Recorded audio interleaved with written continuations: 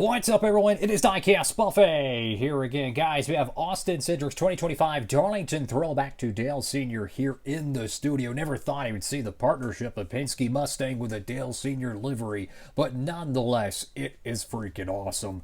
Let's check out the diecast. And here we go, folks, with today's diecast in hand, the Austin Cindric Darlington Throwback to Dale Sr. Now, I don't remember exactly what year it was, but I think it was like 1979. It was definitely the early years of Earnhardt's career, but really interesting to see it on a Ford. If you don't know, he actually drove, I think, a Ford once or twice in the Cup Series for 1 or 2 years, I think. He also drove a Dodge as well, so he kind of had a lot of different experience with different manufacturers throughout his career. Obviously, everyone knows him kind of a driver for Chevrolet, or the driver for Chevrolet, but he had a lot of history as well with other manufacturers early in his career. So, interesting diecast here, because it's the Freightliner Throwback. For whatever reason, I feel like this diecast would not have gotten produced. I don't know why. When I saw it, I'm like, this is probably not going to get made. So the fact that it actually got produced, massive W. Let's check it out. And here we go, folks. Diecast in hand. And I'm looking at the car, and there's something that's actually sticking out to me that I don't remember before. Check out the wheels here. So I don't know if you've seen some of the Penske diecast in, well, pretty much the previous year or two. And the wheels really remind me, like the actual rims, they remind me almost of concrete, the way the texture looks. These have a significantly less glittery vibe to it. They look a little bit better. I like these. They look a little bit better. I still think they need to be more like the actual axle hub color, the little metal rod that the wheels connect to. That's how shiny the real Penske wheels are for their Cup cars. But nonetheless, they changed the wheel paint on this diecast, so that's interesting. The front windscreen of the diecast here. Notice the windshield has no print details, so that is probably a little bit of an error. If I had to guess, there's probably on their computer system, there's probably a box or something that they can toggle, like, hey, for this production run, click this, a patriotic banner, or this, blah, blah, blah. There's probably something like that. It was just a minor mishap. It happens.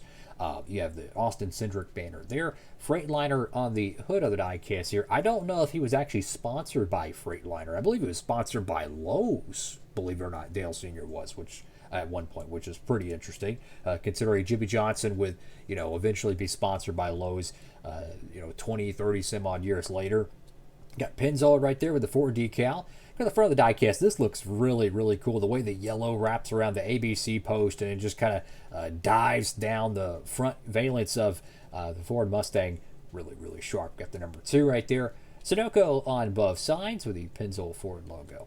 Go to the left side of the car here, and it's one of the very, very rare times Penske actually changes the font of the number 2 car, which is their flagship car for so many years, right? I mean, you could say the 22 car is the flagship car and, Blaney, blah, blah, blah, but the 2 car has always been there, right? The other numbers have kind of came and gone, but the 2 car has always been there.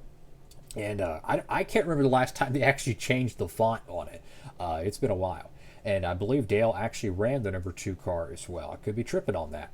So you got Freightliner right there in the side panel. I like how they actually kept it on the traditional quarter panel design instead of just, moving it to the middle for the, the sake of doing so. I understand the number, having to be moved forward, which I wish it was in the middle. I'm just going to keep it real. I respect everyone's opinions. But I'm glad they didn't just move the logo right here for the sake of it. They kind of kept it more old school.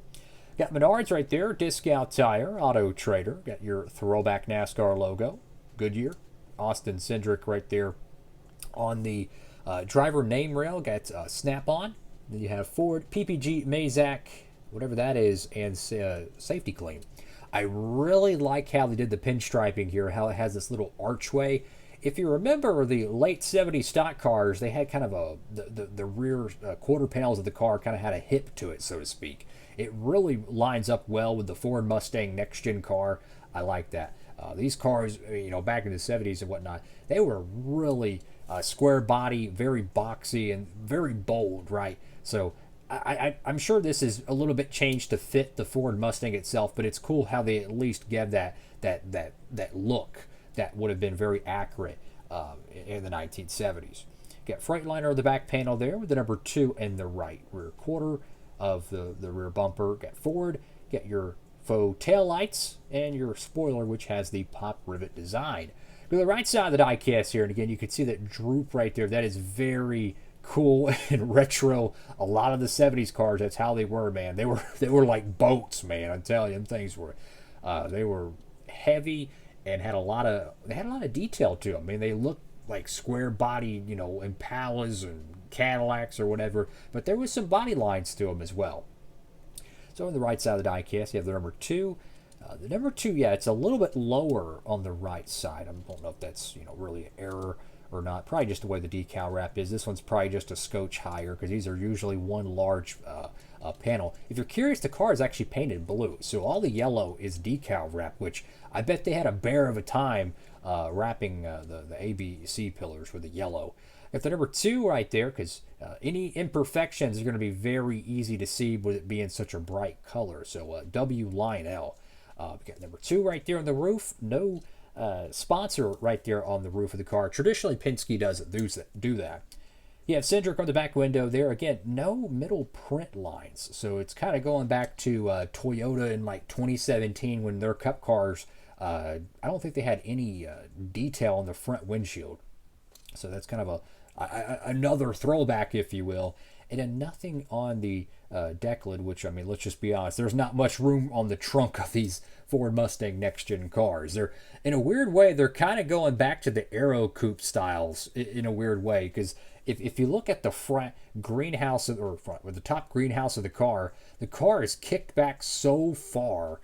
I mean, even on the Gen 4s, they would try some gamesmanship, but they still had a pretty large trunk. The Gen 6 cars, a pretty large trunk. COTs, of course, right? You know, they had to fit the spoiler or the wing on there. But the next gen cars, and at least for the Ford Mustang here, they're definitely going back to the Aero Coupes, man. Trying to get that rear window as close as they can to that spoiler. And you might be thinking, why? Because that's less drag on the spoiler, which means it's going to be faster down the straightaway. At least that's my assumption with aerodynamics. Anyways, I'm going to show, let's see, one more diecast we'll show here. We'll show another Ford diecast. Check this one out. Noah Gragson in the Rush Truck Centers for it. It's another great piece over there you can pick up at Circle B Diecast while supplies last. Also a great comparison for the wheel paint. You can see how the Gregson car has a significantly more darker wheel paint here, and the Austin Cindric has a much lighter tone one. But these look very kind of a medium tone gray. It honestly reminds me of like a Lego brick gray. These are actually more metallic. There's a little bit more shimmer to it. Before I log off from the video, I want to do one more thing. I'm going to show you the throwback wheel print. I forgot to do this earlier. But these are exclusive to 2025's Darlington cars only, I think, because these have the 100-year Goodyear logo. So I highly doubt they would bring them back for 2026, assuming they're doing the throwback in 2026. I hope they are. But yeah, you can see the 100 on the left side of it, the Goodyear blimp, and then it says years there. So I believe these are exclusive only to 2025. They're Darlington throwback cars, so that's kind of a cool thing. Reminds me of the 2023, the Phoenix race, right? The final race of the 75th anniversary season, where they had a special one-off tire print, if you will.